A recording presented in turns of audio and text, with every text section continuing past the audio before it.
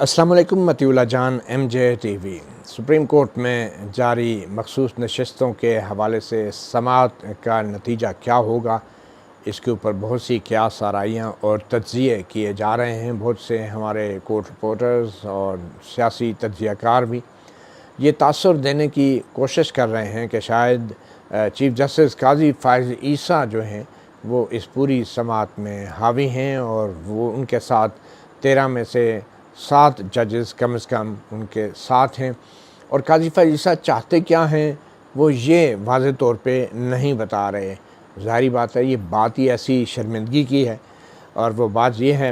کہ قاضی فائز عیسیٰ chief justice کے remarks سے یہ لگتا ہے کہ چیف جسٹس نہ صرف یہ کہ سنی اتحاد کونسل کو مخصوص نشستیں دینے کے لیے تیار نہیں، بلکہ یہ جو مال غنیمت کے طور پہ یہ جو نشستیں ہیں یہ نون لیگ اور پیپلز پارٹی کو دینے کی طرف راغب نظر آتے ہیں چیف جسٹس قاضی فائز عیسیٰ۔ وہ ایسا کیوں کر رہے ہیں، وہ اس کی بہت ساری وجوہات ہیں، اور ان میں ایک سب سے بڑی وجہ بلے کے نشان سے متعلق وہ فیصلہ ہے جس کی وجہ سے تحریک انصاف کو بطور سیاسی جماعت الیکشن نہیں لڑنے دیا گیا، اور آج جو مخصوص نشستوں کا جو ایک مسئلہ ہے، معمہ ہے، اس کی وجہ بھی چیف جسٹس قاضی فائز عیسیٰ اور ان کے ساتھی 2 ججوں کا 13 جنوری کا وہ فیصلہ تھا جس کے باعث اب مخصوص نشستوں سے بھی تحریک انصاف محروم ہو چکی ہے۔ مگر اب 13 ججز کی عدالتی کارروائی جو ہو رہی ہے مخصوص نشستوں پہ، اس میں تیزی سے ججز میں ایک ریئلائزیشن آ رہی ہے کہ معاملہ صرف یہ نہیں کہ مخصوص نشستیں آزاد امیدواروں کو ملنی ہیں یا سیاسی جماعتوں کو، یہ تو پہلے ہی کوئی مسئلہ نہیں۔ اصل سوال یہ ہے جو بار بار اب جسٹس اطہر من اللہ کی طرف سے اٹھایا جا رہا ہے، جسٹس منیب اختر کی طرف سے اٹھایا جا رہا ہے، جسٹس منصور علی شاہ کی طرف سے اٹھایا جا رہا ہے، جسٹس عائشہ ملک کی طرف سے اٹھایا جا رہا ہے، اور چند دوسرے ججز کی طرف سے وہ یہ کہہ رہے ہیں کہ کیا تحریک انصاف جو ہے وہ بطور ایک سیاسی جماعت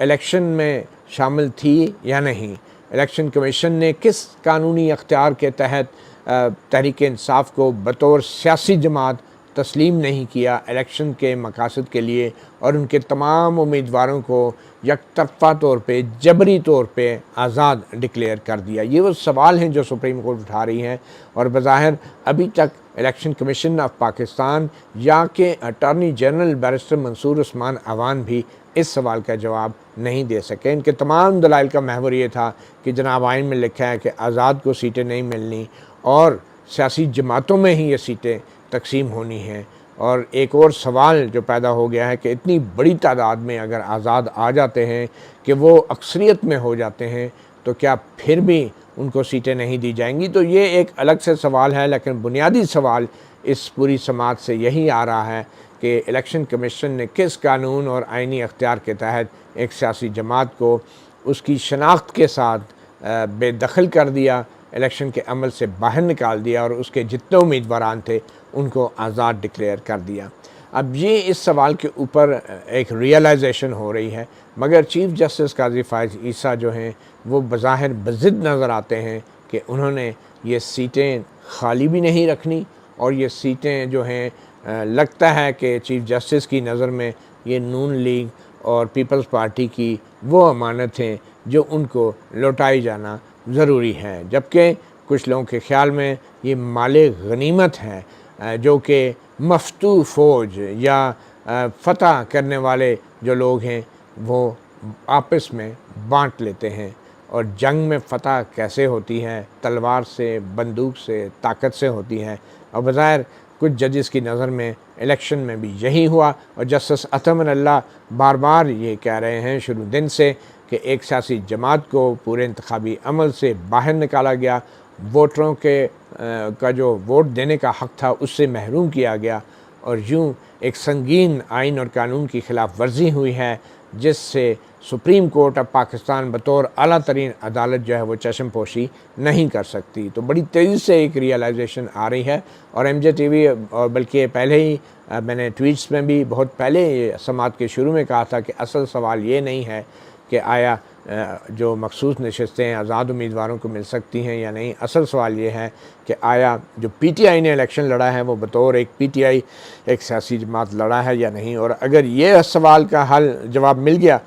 تو پھر یقینی طور پہ پی ٹی آئی جو ہے مخصوص نشستوں کی بھی حقدار ٹھہر سکتی ہے۔ بہرحال ابھی اگلے منگل تک بات چلی گئی ہے، معلوم نہیں، شروع میں تو چیف جسٹس قاضی فائز صاحب بہت جلدی میں تھے، اب لگتا ہی ہے بڑی لمبی تاریخیں دے رہے ہیں، کچھ لگتا ہے کہ وہ مایوس ہیں، اور ویسے بھی بینچ کے اوپر سے جس قسم کے آج کی سماعت میں آخری سماعت میں سوال جواب ہوئے، اس کے بعد لگتا یہ تھا کہ قاضی فائز عیسیٰ کبھی الیکشن کمیشن کے وکیل کو لقمہ دیتے تھے، کبھی اٹارنی جنرل کی حمایت میں آتے تھے، اور بطور ایک جج سپریم کورٹ انہوں نے ایسا کوئی سوال اٹارنی جنرل سے یا الیکشن کمیشن کے وکیل سے نہیں کیا جس سے الیکشن کمیشن کی حتیٰ کہ یہ کوتاہی بھی سامنے آتی ہو کہ انہوں نے سپریم کورٹ کے فیصلے کو مس انٹرپریٹ کیا۔ قاضی فائز صاحب نے الیکشن کمیشن کے وکیل سے یہ بھی نہیں پوچھا،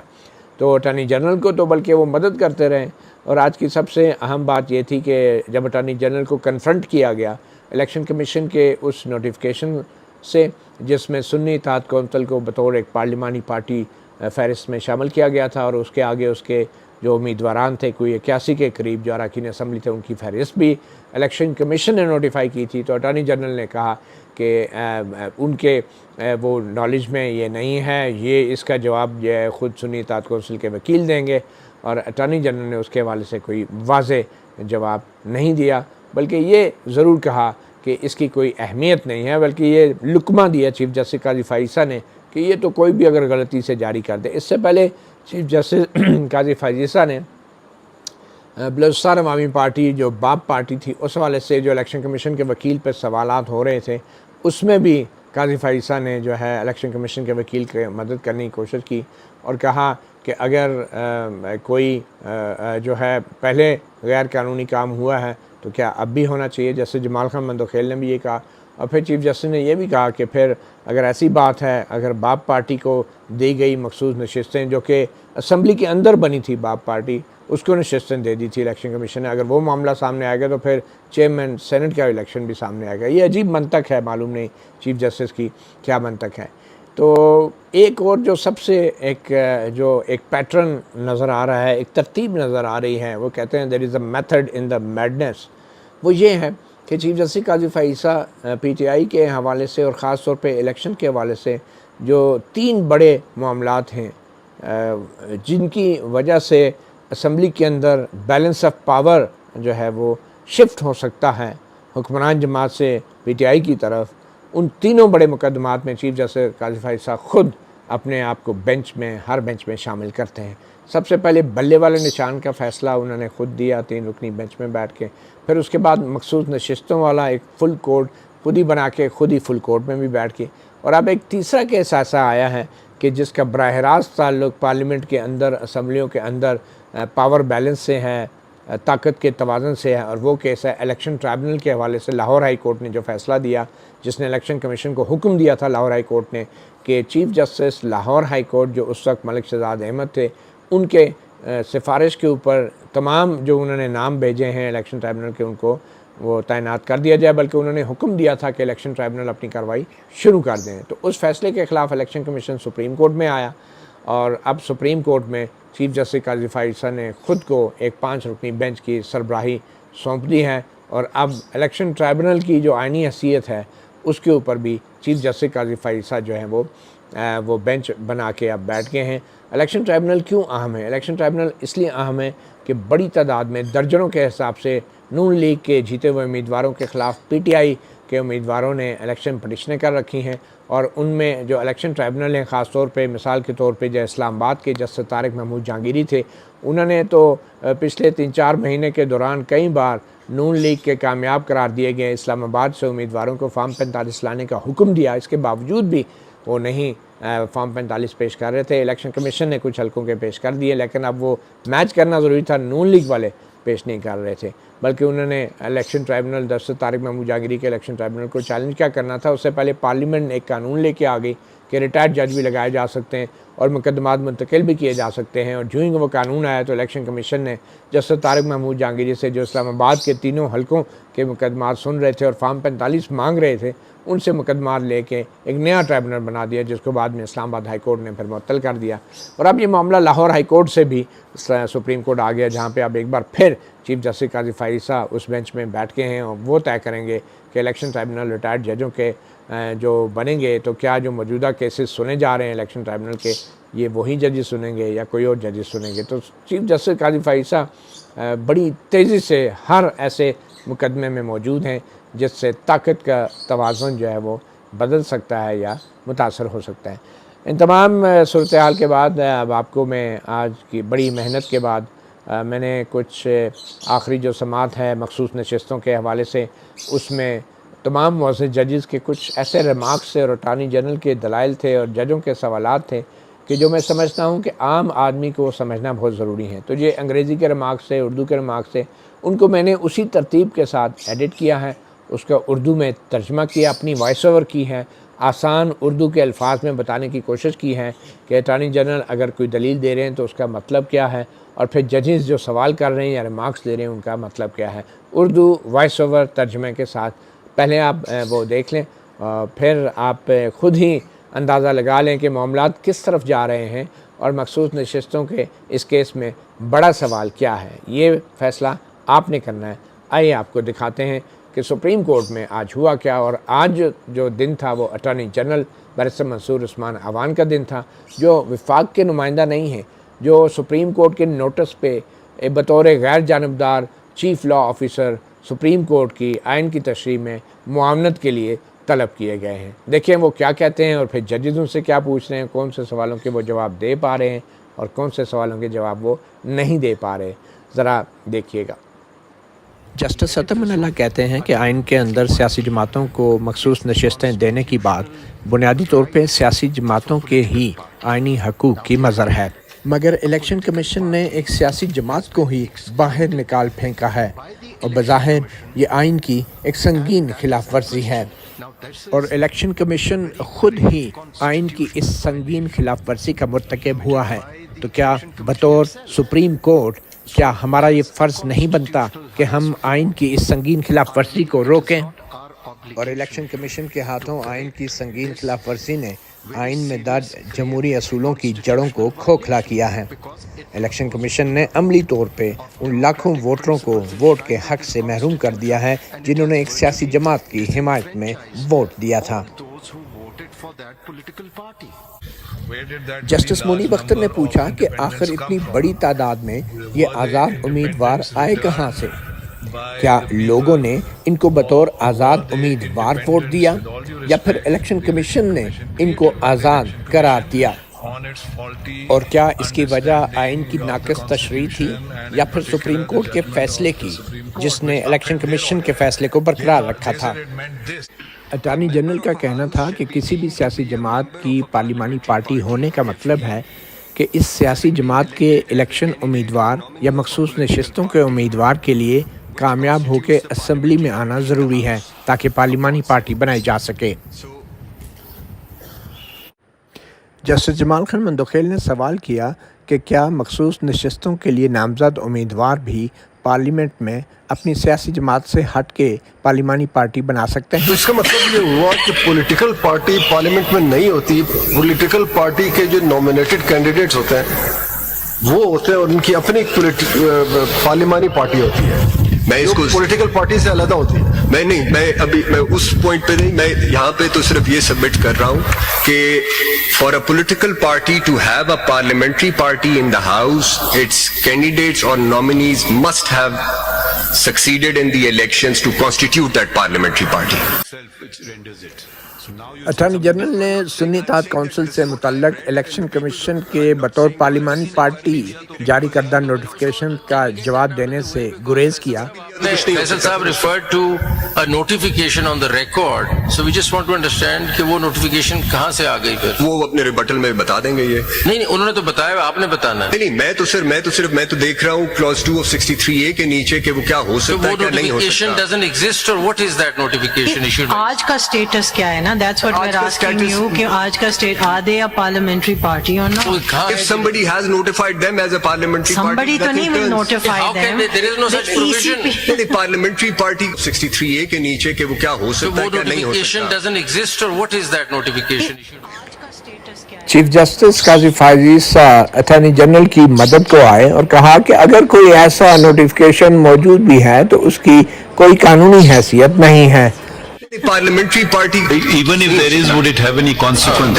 देख लेते हैं। It's like the No Supreme, constitutional it's like Supreme consequence. Why Court would it not have notifying you consequence? as the Attorney No General of constitutional Pakistan. It would have presence in parliament as a parliamentary party. Why is it having no consequence? No, my submission, your leadership, is that clause 2, there is a specific requirement under clause 2. What will have to be seen is that whether there was any candidate or nominee of Sunni Ittihad Council who returned on the party ticket. Sunni Ittehad council के वकील advocate Faisal Siddiqui ने कौमी assembly की तरफ से जारी करदा एक नोटिफिकेशन पेश किया जिसमें पीटीआई की जरताज गुल को बतौर पार्लिमानी लीडर सुन्नी इत्तेहाद कौंसिल नोटिफाई किया गया था। एक और नोटिफिकेशन के मुताबिक इलेक्शन कमीशन ने सुन्नी इत्तेहाद कौंसिल को पार्लिमानी पार्टीज की फहरिस्त में शामिल करते हुए इनके आगे इन मुंतखब अराकीन की तादाद भी लिखी थी। Ittihad Council in the National Assembly with immediate effect. So this is a business of National Assembly. मैं अब आपको इलेक्शन कमीशन का भी दिखा रहा हूँ। ये था नेशनल असेंबली सेक्रेटेरिएट ने रिकॉग्नाइज किया है। जस्टिस मुनीब अख्तर ने कहा कि जब इलेक्शन कमीशन ने अपने नोटिफिकेशन में इन तमाम आज़ाद उम्मीदवारों को सुन्नी इत्तेहाद कौंसिल का रुकन जाहिर कर दिया अपने रिकॉर्ड के अंदर, तो इसका मतलब ये है कि मखसूस नशस्तों की तकसीम के हवाले से आइन की शेख 56(6)D के मुताबिक इलेक्शन कमीशन ने सुन्नी इत्तेहाद कौंसिल को भी एक पार्लिमानी पार्टी के तौर पर तस्लीम किया। जस्टिस मुनीब अख्तर ने सवाल किया कि क्या सुन्नी इत्तेहाद कौंसिल को मखसूस नशस्तों का हकदार ना ठहरा के क्या इलेक्शन कमीशन अपनी बात को रद्द नहीं कर रहा।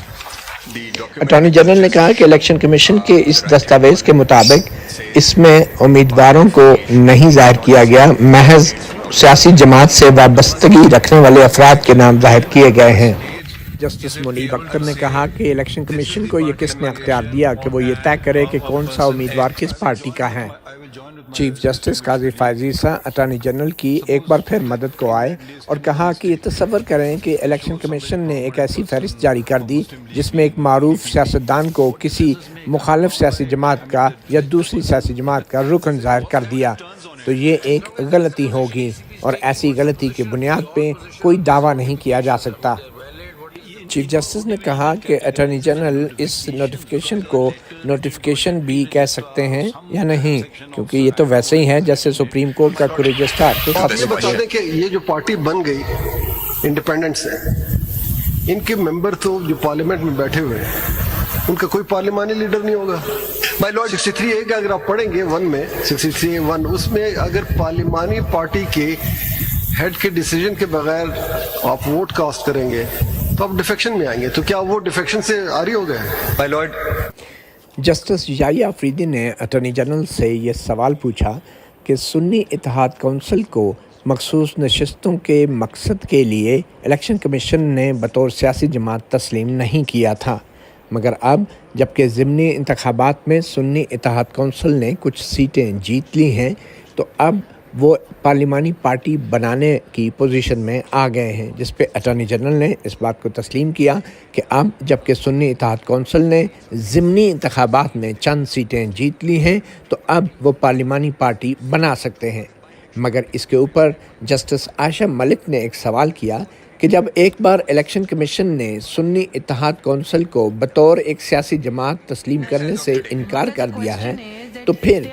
ये कैसे मुमकिन है कि अब वही जमात जिसको इलेक्शन कमीशन बतौर सियासी जमात तस्लीम नहीं करता, उसकी पार्लिमानी पार्टी को इलेक्शन कमीशन कैसे तस्लीम कर रहा है।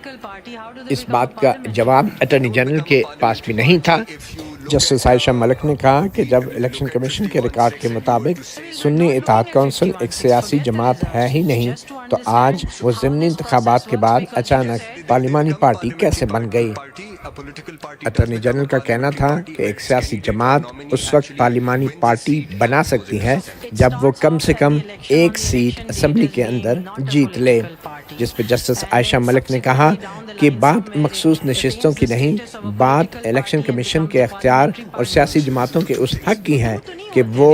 الیکشن بطور ایک سیاسی جماعت کے لڑ پائیں۔ اپنے دلائل کو سمیٹتے ہوئے اٹارنی جنرل نے کہا کہ اس وقت سپریم کورٹ کے سامنے یہ سوال نہیں ہے کہ سیاسی جماعت کون ہے اور کون سی نہیں، بلکہ یہ سوال ہے کہ آیا جو مخصوص نشستیں ہیں وہ آزاد اراکین اسمبلی کو ملنی ہیں یا سیاسی جماعتوں کو۔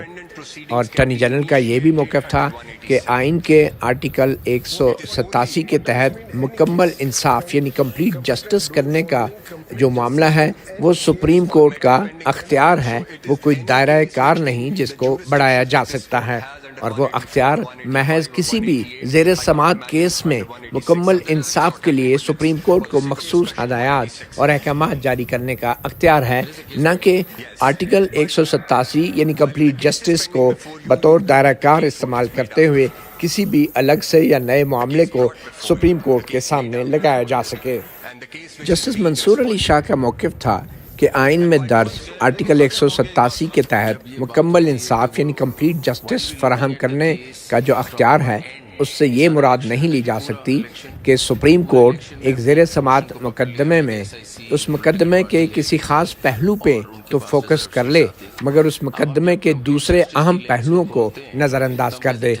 جس سے منصور علی شاہ نے مثال دیتے ہوئے کہا کہ جیسے اس زیر سماعت مقدمے کے اندر ہم سب سنی اتحاد کونسل کو مخصوص نشستیں ملنے یا نہ ملنے کے حوالے سے قانونی پہلوؤں کا جائزہ لے رہے ہیں، مگر ہم نے یہ سوال بھی دیکھنا ہے کہ آخر سنی اتحاد کونسل بنی کیسے اور کون سے حالات کے اندر آزاد امیدوار جو ہیں وہ مجبور ہو گئے تھے سنی اتحاد کونسل کو جوائن کرنے میں، اور اگر الیکشن کمیشن نے پی ٹی آئی کو بطور سیاسی جماعت الیکشن لڑنے دیا ہوتا تو آج یہ آزاد امیدوار پی ٹی آئی کے اندر شامل ہوتے نہ کہ سنی اتحاد کونسل میں۔ تو یہ معاملہ مکمل انصاف کے اندر بھی آتا ہے، اور ہم نے صرف سنی اتحاد کونسل کو سیٹیں ملنے یا نہ ملنے کو نہیں دیکھنا، بلکہ یہ بھی دیکھنا ہے کہ کیا کسی سیاسی جماعت کو بطور سیاسی جماعت الیکشن لڑنے سے اگر الیکشن کمیشن نے روکا ہے تو کیا یہ الیکشن کمیشن کا اختیار تھا بھی یا نہیں۔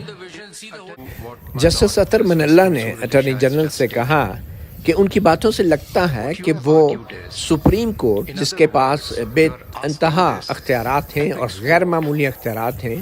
وہ یہ توقع کر رہے ہیں کہ سپریم کورٹ اپنے آپ کو اس مقدمے کے صرف چند پہلوؤں تک ہی محدود رکھیں، اور اگر ایسا سپریم کورٹ نے کیا تو پھر اس کے سنگین اثرات ہوں گے۔ جسٹس اطہر من اللہ نے کہا کہ اب یہ بات عیاں ہو چکی ہے کہ آئین کی سنگین خلاف ورزی ہوئی ہے اور ایک سیاسی جماعت کو ایک سیاسی عمل سے نکال باہر کیا گیا ہے، جس کی بنیاد ایک سپریم کورٹ کے فیصلے کی غلط تشریح تھی، اور جو تشریح ایک آئینی ادارے کی طرف سے کی گئی۔ جسٹس اطہر من اللہ نے کہا کہ اگر سپریم کورٹ نے اپنے آپ کو محدود کر لیا تو پھر بالواسطہ طور پہ سپریم کورٹ آئین کی سنگین خلاف ورزی کو نظریہ ضرورت کے تحت جائز قرار دے رہی ہوگی۔ جسٹس اطہر من اللہ نے کہا کہ یہ کیس کوئی معمول کی اپیل کی سماعت نہیں ہے، بلکہ یہ کیس عوام کے حقوق سے جڑا ہے، اور اب تک یہ واضح ہو چکا ہے کہ عوام کو ایک بڑی تعداد میں ووٹ کے حق سے محروم کیا گیا ہے، جس کی بنیاد ایک آئینی ادارے کی طرف سے سپریم کورٹ کے فیصلے کی ایک غیر آئینی تشریح ہے۔ جسٹس منصور علی شاہ نے کہا کہ یہ کسی پٹواری کی جانب سے زمین کے ادھر ادھر کر دینے کا کیس نہیں ہے کہ ہم اس سے ہٹ کے کسی معاملے پر غور نہیں کر سکتے۔ یہ معاملہ قومی انتخابات کا ہے، یہ معاملہ عوام کے ووٹ کے حق کا ہے۔ اس معاملے کے اوپر ہم نے ہر پہلو پہ جائزہ لینا ہوگا۔ میرے لیے یہ بہت مشکل ہوگا کہ میں محض ایک مسئلے پر غور کروں اور اس مسئلے کی وجہ پر غور نہ کروں جو اس سے کچھ دیر پہلے کی ہے۔ یہ حقائق سے نظریں چرانے کے مترادف ہوگا۔ जस्टिस मंसूर अली शाह ने तो तकरीबन अपना फैसला भी सुना दिया। जस्टिस मंसूर अली शाह का कहना था कि हमने सिर्फ थोड़ी सी आंखें खोलनी हैं और खुद इलेक्शन कमीशन के फार्मूले के मुताबिक ही जो पीटीआई के चंद आज़ाद रह जाने वाले 3 या 4 अरकान असम्बली हैं उनको पीटीआई बतौर जमात तस्लीम किया जाए और दीगर आज़ाद उम्मीदवारों या पार्टियों को उनमें शामिल होने की मोहलत दे दी जाए। ऐसा करने से सारे मसले हल हो जाएंगे और अगर ये मुकम्मल इंसाफ नहीं तो फिर मालूम नहीं इंसाफ किसे कहते हैं। जस्टिस मंसूर अली शाह की बातें सुन के चीफ जस्टिस काजी फायज ईसा से भी रहा न गया। जस्टिस काजी फायज ईसा ने कहा, हम सब इंसाफ मांगते हैं मगर इंसाफ का अपना अपना मतलब निकालते हैं। जैसे कुछ लोग सजाए मौत के हक में हैं और कुछ उसके खिलाफ और इसे इंसाफ का नाम देते हैं। क्या हम यहाँ अपने अपने मतलब का इंसाफ देने बैठे हैं या कानून और आइन को नाफिज करने? नजरिया ज़रूरत मुतारफ कराने वाले सुप्रीम कोर्ट के तमाम फैसलों को अगर पढ़ा जाए तो सब में इंसाफ के असूलों का हवाला दिया जाता रहा है।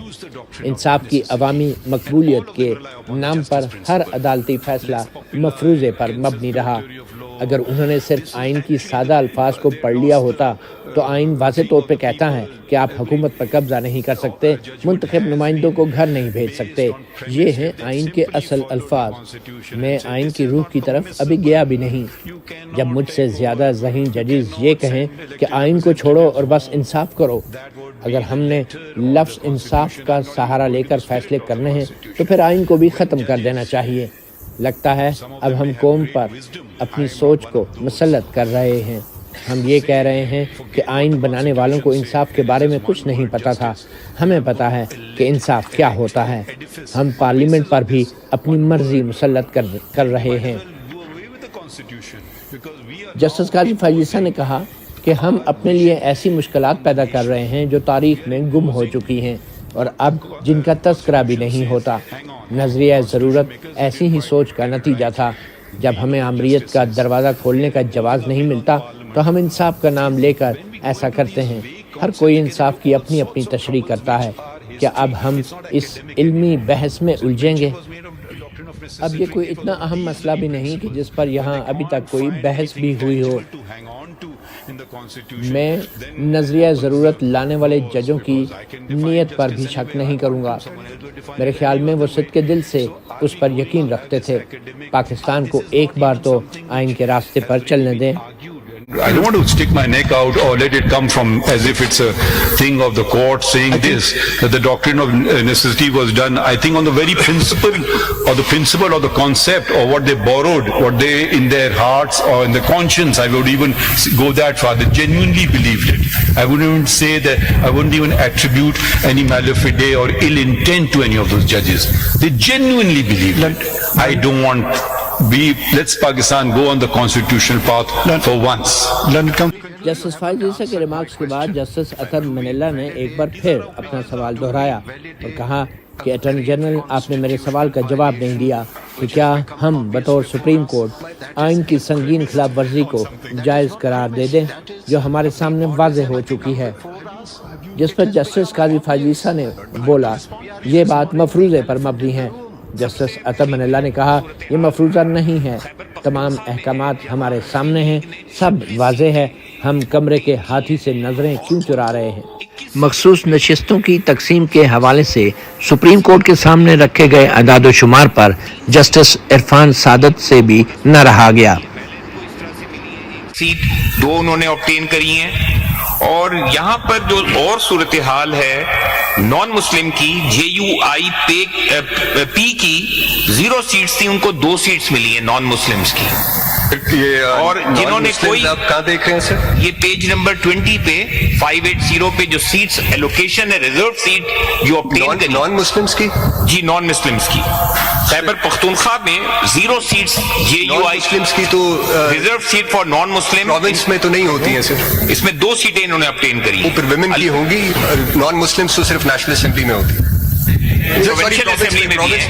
जो डेटा मेरे सामने नहीं सर, प्रोविंस में है, प्रोविंस में 2 कोई सीट उन्होंने ऑब्टेन नहीं करी, 2 सीट्स हैं उनके पास। बिल्कुल। आपका जवाब क्या है कि ये कैसे उनको, मतलब जितनी सीट्स उनकी नहीं है उनसे डबल ट्रिपल उनको मिल रही है, 3 गुना ज्यादा मिल रही है। एक फारसी का एक मकौला है जी साहब, जी सर, हिस्सा बकदर जुस्सा जी, یعنی جتنی آپ کی ساخت ہوگی اس کے مطابق آپ کو ملنی چاہیے. اس سے بڑھ کر ایک سوال یہ آ رہا ہے کہ مل سکتی ہے یا نہیں. میں نے وہ آپ کو ایکسپلین آپ نے وہ کیا تھا. امپیکٹ والا اسی لیے کیلکولیشن نہیں دکھائی. امپیکٹ والا آپ سے Impact والی کہاں ہے؟ وہ مجھے جسٹس یحییٰ افریدی نے کہا تھا کہ آپ کا کام اٹارنی جنرل سے بار بار ججوں کی جانب سے پوچھا گیا کہ مخصوص نشستوں کی تقسیم کے بعد سیاسی جماعتوں کی تعداد پر کیا اثر پڑا ہے اور کتنی سیٹیں کس جماعت کو ملی ہیں. اس حوالے سے اٹارنی جنرل کی طرف سے کوئی رپورٹ جمع نہیں کرائی گئی. تاہم اٹارنی جنرل کی طرف سے کچھ اعداد و شمار جو ریکارڈ پر لائے گئے. جسٹس عائشہ ملک نے اٹارنی جنرل کے انہی اعداد و شمار کی طرف اشارہ کرتے ہوئے کہا کہ اٹارنی جنرل اپنے ان دستاویزات کا حوالہ دے کے اعداد و شمار سے سپریم کورٹ کو آگاہ کر سکتے ہیں. But he said so. the question, my ladyship, there were so many questions. Impact آپ نے کیلکولیٹ نہیں نہ کیا. جسٹس منصور علی شاہ نے کہا کہ اگر پارلیمنٹ میں اتنی بڑی تعداد میں آزاد امیدواروں کو مخصوص نشستوں کی تقسیم سے باہر رکھا جاتا ہے تو پارلیمنٹ عدم توازن کا شکار ہو جائے گی. کیلکولیشن غلط ہو جاتی ہے. اگر آپ اس کو ایکسکلوڈ کرتے ہیں نا اس سائز آف انڈیپینڈنس کو تو وہ آپ اگر ہاؤس گوز اوری.